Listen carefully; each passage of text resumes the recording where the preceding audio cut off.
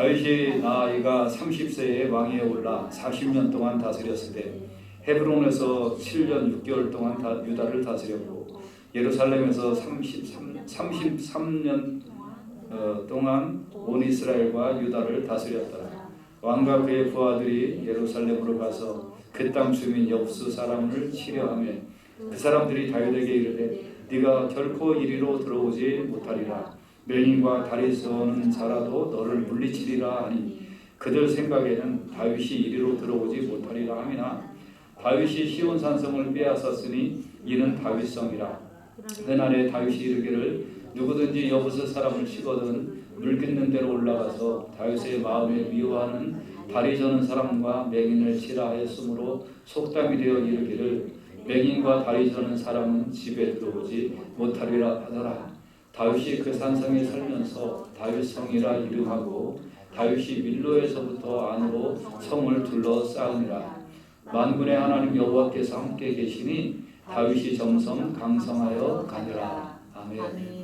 하나님 감사합니다. 이 말씀을 통하여 유일하신 주권자 하나님을 더 의지하고 우리가 비록 연약해도 하나님과의 관계가 밀접해지고 하나님 의지하면 하나님이 다윗을 강성하게 하신 것처럼 우리도 강성하게 하실 것을 믿으며 하나님을 사랑하는 주의 백성들이 되게 하여 주시옵소서. 예수님 이름으로 기도합니다. 아멘. 지난주까지 5번에 걸쳐서 복되신 하나님에 대하여 말씀을 드렸습니다. 올해 들어서 다음 달 초까지 하나님에 대하여 계속 좀 말씀을 나누려고 하는데요. 주제 구절은 디모데전서 6장 15절 하반절에 이런 말씀이 있죠. 하나님은 복되시고, 그래서 복되신 하나님에 대하여 말씀을 나눴습니다. 유일하신 주권자시며, 그래서 오늘 유일하신 주권자에 대하여 말씀을 오늘하고 다음 주 드릴 겁니다. 만왕의 왕이시며 그 다음 주 만주의 주시오 그 다음 주 이렇게 해서 말씀을 드리도록 하겠습니다. 그래서 오늘은 유일하신 주권자라는 제목으로 같이 말씀을 드리겠습니다. 하나님은 천지 창조하실 때에 이 천지 창조의 운행 질서 속에 뭐를 탑재하셨다고 말씀드렸죠? 복을 탑재했다라고 말씀을 드렸습니다. 그리고 하나님과의 관계가 유지되면 그 복이 작동을 한다라고 말씀을 드렸습니다. 그래서 이 모든 우주의 법칙은 하나님의 복이 임해야 돼요. 그러니까 성경에 이른 비와 늦은 비를 하나님이 적당하게 내리신다는 것. 비를 내리는 것은 만물의 법칙이지만 적당하게 내리시는 건 복이에요. 그러니까 질서와 복이 결합돼야 되는 거예요. 질서와 복. 그래서 하나님이 천지를 창조한 이 질서 속에 뭐가 결합이 되어야 된다고요? 하나님이 내려주시는 복이 결합이 돼야 돼요. 1년 동안 비 안 내리다가 일주일 동안 비가 왕창 내리면 비 와서 좋은 게 아니라 힘들어지는 거죠. 그래서 이른 비와 늦은 비가 적당하게 내리는 건 하나님의 복이다. 오늘은 두 번째로 유일하신 주권자 only ruler에 대하여 말씀을 드리겠습니다. 주권자라는 뜻은 유일하신 주권자라는 뜻은 한 분이신 능하신 통치자라는 뜻이에요. 그러니까 이건 뭐예요? 오직 한 분이에요. 오직 한 분. 그리고 능하시다. 능치 못할 일이 없으시다. 그리고 통치자, 다스리신다. 실질적으로 통치권을 행사하시는 분이다. 그런 분이 딱 한 분이시다. 그분이 누구시다? 우리가 믿는 여호와 하나님이시다라는 겁니다. 이사야 45장 18절에는 대저 여호와께서 이같이 말씀하시되 하늘을 창조하시니 그는 하나님이시니 그가 땅을 지으시고 그것을 만드셨습니다. 그러니까 여호와가 하나님 이름이잖아요. 그러니까 하나님께서 이 모든 걸 내가 만들었다 하는 것을 간접화법으로 말씀하신 거예요. 그것을 견고하게 하시되 혼돈하게 창조하지 아니하시고, 그러니까 이 지구가 얼마나 질서가 있어요. 그렇죠? 참 놀라운 질서잖아요. 그리고 사람이 거주하게 그것을 지으셨으니 우리가 저 바닷가에 가보면 그 백사장 바로 옆에 집을 줘요. 물론 쓰나미가 가끔 뭐 올 때도 있지만 그거는 극히 일부적인 현상이고 뭐 남가주에 지진이 있다고 집 안 져요? 그렇지 않잖아요. 바닷가 바로 옆에 집을 짓는 거는 그 바닷물이 여기를 침범하지 않는다는 걸 사람들이 아니까, 그러니까 하나님이 요 경계를 이렇게 만들어 놓으셨구나 하는 걸 아니까 그 옆에다 집을 짓는 거예요. 그래서 혼돈하게 창조하지 않으셨어요. 사람이 거주하게 그거를 지으셨어요. 참 신기하죠. 나는 여호와라, 나 외에 다른 이가 없다. 하나님께서 그렇게 지으셨고 지금도 운행하고 계신 등하신 한 분이신 등하신 통치자이신 거죠. 그리고 시편 96편 10절에 보면 모든 나라 가운데서 이르기를 여호와께서 다스리시니, 하나님이 지금도 다스리고 계신다. 컨트롤하고 계신다. 매니지먼트 하고 계신다. 세계가 굳게 서고 흔들리지 않으리라. 그가 만민을 공평하게 심판하시리라 할지어다. 하나님이 지금도 다스리고 관리를 하고 계신다 하는 거예요. 또 신명기 32장 39절에 보면 이제는 나 곧 내가 그인 줄 알라. 나와 함께하는 신이 없도다. 내가 죽이기도 하며 살리기도 하며 상하게도 하며 낫게도 하나니 내 손에서 능히 건질 자 없도다. 오직 하나님 한 분만이 유일하신 신이다. 그분이 전능자시다. 능하신 분이다. 그리고 그분을 흉내낼 자는 아무도 없다 하는 거예요.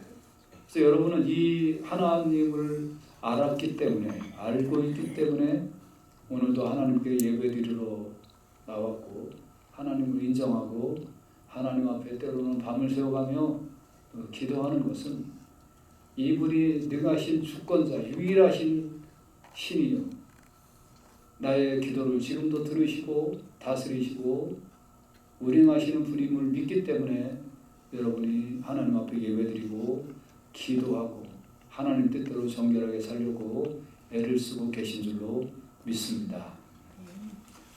자, 그런데 이 하나님은 직접 통치를 하시는 경우도 많지만, 그리고 직접 다스리시지만, 그러나 하나님께서는 하나님의 마음에 합한 자들을 세우셔서 하나님의 권세의 일부를 위임하셔서 다스리게 하십니다. 그러니까 지구를 다스리는 이는 하나님이시지만 하나님께서는 또 각 사람들을 위임하셔서 어떤 때는 하나님의 뜻대로 악인에게도 권세를 맡기시기도 하고 또 하나님의 뜻대로 선인에게 권세를 맡기시기도 합니다.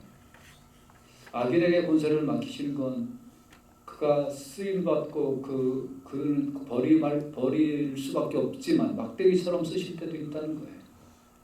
그리고 선인으로 하나님께서 하나님을 인정하고 하나님을 아는 자를 하나님이 들어서 쓰셔서 그에게 은혜를 베푸시고 그에게 복을 베풀어 주신다는 거예요. 그러니까 각각의 영역에 하나님께서는 하나님을 알고 하나님 뜻대로 살고자 하는 자들을 세우셔서 각각의 영역에 하나님의 이름으로 이렇게 권세를 주셔서 통치를 맡기신다. 그런데 이 하나님께서는 세세한 것까지 하나님은 살피시고 세세한 부분까지도 하나님께서는 계획하고 계시고 은혜를 베푸시기를 원하시는 하나님이 그 마음 씀씀이가 하나님하고 합한 자들을 들어서 쓰시는데, 욥기 7장 17절에 보면 사람이 무엇이기에 주께서 그를 크게 만드사 그에게 마음을 두시고, 그러니까 하나님께서는 여러분 우리가 비행기를 타고 가서 볼 때도 보면 그 여기서는 크게 보이는 게 아주 작아 보이잖아요. 비행기 타고 보면 사람은 보이지도 않잖아요. 그런데 그에게 마음을 두세요.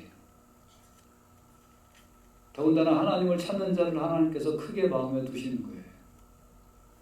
하나님께서는 그 높은 성수에서 하감하시며 하늘에서 땅을 감찰하시면서, 그래서 그를 경외하는 자를 찾으시는 거죠. 누가 나를 찾나? 누가 나를 바라보나 하고 찾으셔요. 그래서 그 인자하심을 바라는 자를 살펴서 시편 33편 18절에서 19절에 보면 그들의 영혼을 사망에서 건지시고 그들이 굶주릴 때 그들을 살려주시는데 어떤 자를 살피신다고요? 하나님을 경외하는 자를, 또 그 인자하심을 바라는 자를 하나님은 살피신다는 거예요. 그래서 하나님은 이런 자를 살피셔서 너는 내 마음에 합한 자다라고 인정하시면 하나님이 그를 통하여 다스리시고 그를 통하여 하나님의 뜻을 나타내어 주시는 줄로 믿습니다. 그래서 하나님의 마음에 합한 자가 되어야 돼요. 하나님은 심장을 살피신다고 그랬어요. 폐부를 시험하신다고 그랬어요. 각각 그 행위와 그 행실대로 보응한다고 그랬어요. 그러니까 마음으로 진심으로 하나님을 찾고 겉으로도 드러나는 행위가 진실한 사람들을 하나님은 찾으셔서 그 사람들에게 일을 맡겨주시는 거예요. 그래서 이렇게 하나님께서 찾아내신 사람 중에 한 명이 오늘 본문에 나오는 다윗이에요. 사도행전 13장 22절에 보면 하나님께서 사울을 폐하시죠. 그리고 다윗을 왕으로 세우십니다. 왜 왕으로 세우셨는가? 그 이유를 설명하는데 내가 이새의 아들 다윗을 만나니 내 마음에 합한 사람이다. 내 뜻을 다 이루게 하리라. 그러니까 그를 통하여 내 뜻, 하나님의 뜻을 내가 그를 통하여 이루겠다. 하나님 마음에 합한 자를. 여러분들이 오늘 이 시간에 더욱 하나님의 마음에 합한 사람들 다 되시기를 주의 이름으로 축복합니다. 그래서 하나님께서 여러분에게 하나님의 뜻에 맞는 일거리들을 맡겨주시고 하나님이 영광 받으시고 여러분이 하는 일에 복을 받으시기를 주의 이름으로 축복합니다. 자, 그래서 이렇게 하나님의 마음에 합한 다윗을 찾으셔서 하나님께서 다윗을 왕을 삼으셨는데요. 오늘 본문 2절에 보면 백성들이 인정을 이제 하는 거죠. 여호와께서도 왕에게 말씀하시기를 네가 내 백성 이스라엘의 목자가 되며 네가 이스라엘의 주권자가 되리라 하셨습니다. 그러니까 당신이 왕이 되셔야 됩니다. 이렇게 인정을 하는 거죠. 이 말씀을 우리가 2절 말씀을 다시 보면 여호와께서도 왕에게 말씀하시기를 뭐라고 말씀하셨다고요? 네가 내 백성 이스라엘의 목자가 되며 네가 이스라엘의 주권자가 되리라. 그걸 누가 다윗에게 임명하셨다는 거예요? 하나님이. 근데 하나님이 다윗을 통하여 하시고 싶은 일이 두 가지죠. 뭐예요? 네가 내 백성 이스라엘의 목자가 되라. 네가 이스라엘의 주권자가 되리라. 그러니까 이 일을 누가 하시는 거예요? 하나님이 하시는 거잖아요. 하나님이 우리에게 목자가 되시고 하나님이 우리에게 주권자가 되시는데 그 하나님께서 하나님 마음에 합한 다윗을 세우셔서 다윗으로 하여금 네가 이스라엘의 목자가 되고 네가 이스라엘의 주권자가 되라라고 말씀을 하신다는 거잖아요. 그러니까 하나님께서 우리에게 하시는 일이 하나님 우리의 목자가 되시는 목자. 목자가 뭐예요? 양들을 돌보는 거잖아요. 돌보는 사람. 주권자는 뭐예요? 보호하는 사람. 적군이 오면 적군을 물리치고 억울한 일을 당하면 억울한 송사를 들어주고 어려운 일 당하면 억울한 일을 해결해주고 그런 주권자. 그러니까 목자와 주권자, 하나님이 목자와 주권자예요. 여러분의 목자와 주권자가 하나님이에요. 저는 이 사실을 생각하면 참 기뻐요. 내가 무엇이 간데 내가 누구 간데 하나님이 나의 목자가 되시고 하나님 나의 주권자가 되신다는 말입니까? 또한 하나님께서 하나님 마음에 합한 다윗을 세우셔서 이스라엘의 목자가 되게 하시고 이스라엘의 주권자가 되게 하신다. 여러분도 여러분이 하나님 마음에 합하셔서 합한 자가 되어서 다른 사람에게 목자의 역할을 감당하고 집안에서 또 목장에서 또 여러분이 속한 공동체에서 하나님의 주권을 위임받아 하나님의 뜻대로 잘 통치하는 자들이 되시기를 주의 이름으로 축복합니다. 그래서 이제 사무엘하 5장 3장에 보면 이스라엘 모든 장로가 헤브론에 이르러 왕에게 나와서 다윗 왕이 헤브론에서 여호와 앞에 그들과 언약을 맺고 그들이 다윗에게 기름을 부어 이스라엘의 왕으로 삼았다는 거죠. 그러면 다윗이 왜 이렇게 이스라엘의 왕이 되었을까요? 왜 하나님의 마음의 합한 자가 되었을까요? 성경에 다윗이 왕이 되기 전에 여러 가지 사건이 나오는데 그 중에 두 가지 사건을 꼽으라고 한다면 다윗이 골리앗과 싸울 때 하나님의 주권을 인정해요. 하나님의 절대 주권을 인정해요. 다윗이 블레셋 사람에게 이르되 골리앗이죠. 너는 칼과 창과 단창으로 내게 오거니와 나는 만군의 여호와의 이름 곧 네가 모욕하는 이스라엘 군대 하나님의 이름으로 내게 가노라 하면서 키도 쪼만하고 외수한 대략 한 16살 내외로 추정되는 다윗이 적군의 총사령관 키가 한 2m 70이라고 추정되는 그 골리앗을 맞아서 너는 창과 칼과 단창으로 무장하고 나에게 오지만 나는 하나님의 이름을 의지하여 너 앞에 간다. 만군의 여호와 하나님을 의지한 거죠. 하나님의 절대 주권을 인정한 거죠. 하나님의 통치권을 인정한 거죠. 그리고 나서 이제 골리앗을 물리칩니다. 저는 이때 다윗이 하나님의 마음에 싹 들지 않았을까.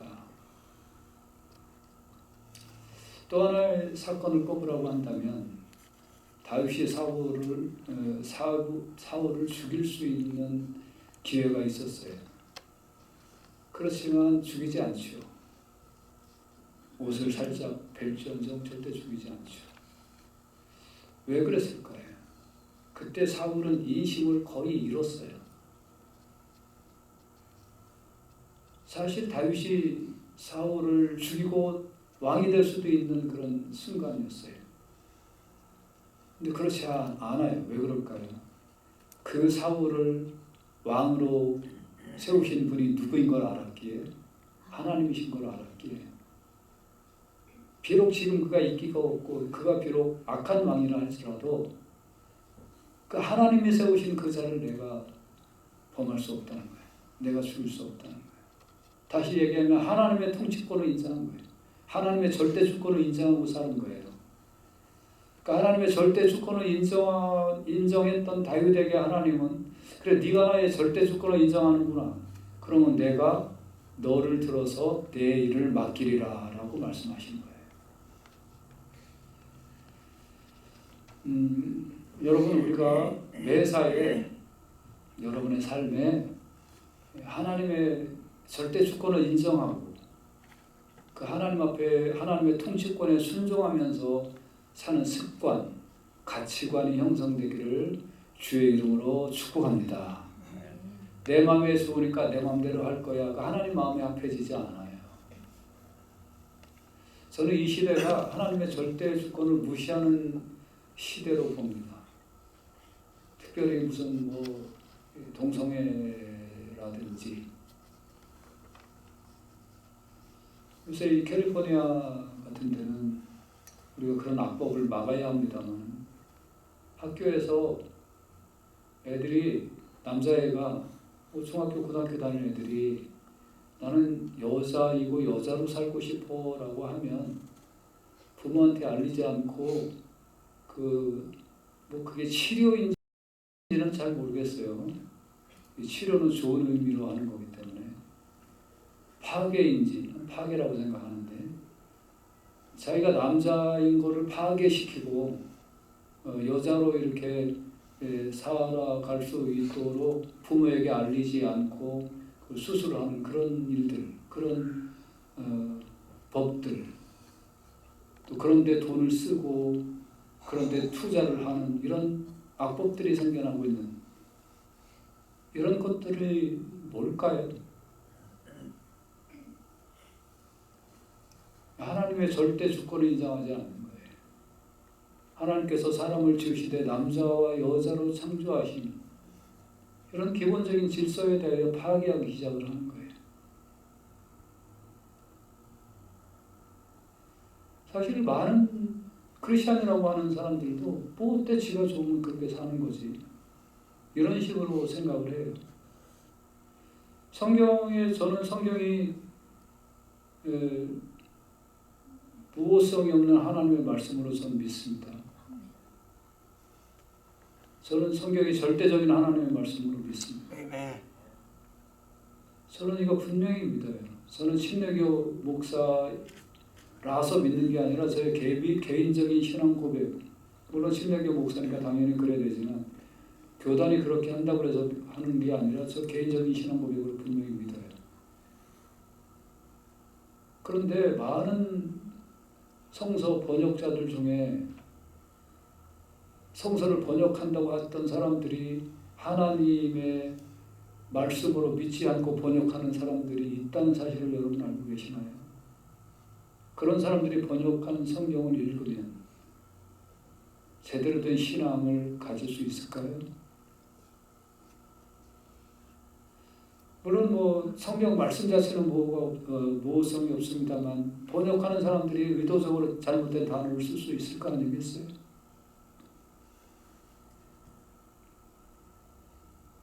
예를 들어 보라 처녀가 잉태하여 아들을 낳으리니 라는 그 단어가 보라 젊은 여자가 잉태하여 아들을 낳으리니라고 번역을 하면 목사님 그게 뭔 차이가 있나요? 차이가 있죠. 젊은 여자는 얼마든지 알을 낳을 수 있어요. 아니, 젊은 여자가 애 낳지 그럼 뭐 나이 많은 여자가 애 낳나? 근데 처녀는 애 낳는 게 아니잖아요. 처녀는 애 낳을 수 없잖아요. 이게 분명히 다른 뜻이잖아요. 근데 잘못된 단어를 선택을 하면 어떻게 될까요? 잘못된 신앙에 빠지겠죠. 저는 오늘날 이 시대에 하나님이 유일하신 주권자고 하나님이 유일하신 통치자이시고 하나님은 절대 주권을 가지신 분이라는 이 사실을 오늘날 많이 회파되는 시대를 우리가 살고 있다. 이게 교회 안에서도 통성애를 주장하는 그런 교단이나 이런 사람들이 얼마나 많이 생겨나고 교회 바깥 말할 것도 없고 그리고 이게 하나님의 말씀입니다 라고 얘기하면 전에는 자기 가슴을 치면서 아유 제가 그 말씀대로 못 살았네요. 못 살 수 있죠. 사람인데 뭐 아유 하나님 말씀대로 어떻게 다 살아요. 못 살죠. 그대로 사는 사람이 세상에 어디 있어요. 그렇지만 제가 그대로 못 살았어요. 제가 죄인입니다. 저를 용서해 주십시오. 제가 잘못했습니다 하고 금식하고 회개하고 자복하고 통회를 했거든요. 근데 요새는 하나님의 말씀대로 이렇게 하십시오. 이게 하나님 말씀입니다. 그러면 그건 목사님 생각이죠. 목사님 해석이죠. 다르게 해석하는 분들도 많거든요. 이런 식으로 갖다 댄다니까요. 하나님의 절대 주권을 사람들이 인정하지 않으려고 해요. 하나님의 유일하신 통치자임을 인정하지 않으려고 해요. 그리고 어디 가서 허황방탕하게 해석하는 그런 사람들의 해석을 가지고 와서 자기 좋은 대로 그렇게 하는 사람도 있는데 왜 목사님 그렇게 주장하냐? 여러분, 이왕 예수 믿으려면 하나님의 절대 주권 앞에 정말 바짝 엎드려 있는 나의 모습, 하나님의 통치권 앞에 바짝 엎드려 있는 나의 모습을 갖고 예수 믿고 신앙생활 하실 수 있기를 주의 이름으로 축복합니다. 아멘. 하나님의 절대 주권 앞에 내 자신을 드러내야 돼요. 그를 철저하게 의지해야 돼요. 이게 하나님의 뜻입니다 하면 예, 아니오가 없는 거예요. 그냥 무조건 네. 하나님의 뜻 네. 여러분 지난달에 아마 그 2월 초에부터 레위기 여러분 아마 다 읽으셨을 거예요. 레위기 읽으시면서 무엇을 경험하게 되나요? 뭐 어떤 지파수가 몇 명이고 그런 건 잘 몰라도 돼요. 우리 같은 사람들이나 연구하려고 도표자료 쓰려고 그런 거 연구하고 그런 거 여러분 몇 명이고 그런 거 뭐 이렇게 살짝 넘어가도 됩니다만 여러분들이 레위기 민수기를 읽으면서 무엇을 깨닫게 되나요? 하나님이 말씀하시면 무조건 네 해야 된다는 걸 읽고 있지 않나요? 맞죠? 하나님이 말씀하시면 예를 들어서 저 아말렉 백성들을 진멸하라 하면 진멸을 해야 하는 거잖아요. 진멸해야죠. 그 물건 하나도 취하지 말라 그러면 취하지 않아야죠. 근데 내 눈에 보기 좋다고 취하면 그걸 죄라고 얘기한다는 거예요. 내 인정상 이거는 상관 못하겠다면 그걸 죄라고 얘기한다는 거예요. 나는 이해가 안 돼요. 어떤 때 하나님 말씀 읽으면서 왜 이렇게 다 멸하라고 했을까? 왜 유아 어린아이까지 멸하라고 그랬을까? 잘 이해가 안 돼요. 하지만 하나님의 말씀이면 그렇게 하는 거예요. 물론 그걸 오늘날 우리에게 적용하기에는 참 어려운 부분이 있어요. 그 성경이 쓰여질 그 당시 하나님 그렇게 말씀하셨고 그것을 하나님께서 말씀하셨으면 따라야 하는 거예요. 마찬가지로 오늘날 우리에게 하나님께서 우리에게 오늘날 우리의 언어로 하나님께서 말씀하실 때 우리는 그것을 따라야 해요. 따라야 해요. 부모님께 순종해라? 순종해요. 뭐 시부모, 친정부모 따져가면서 순종해요? 누가 그렇게 하라고 가르쳤어요? 어디서 그런 거 배웠어요?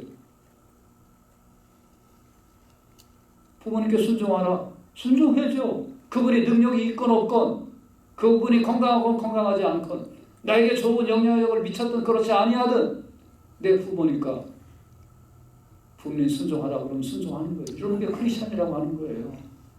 절대 주권을 가진 하나님이 나에게, 우리에게 이렇게 하나님의 뜻을 말씀하셨다 그러면 예 하고 따르는 것이 크리스찬의 본분인 줄을 깨달으시기를 주의 이름으로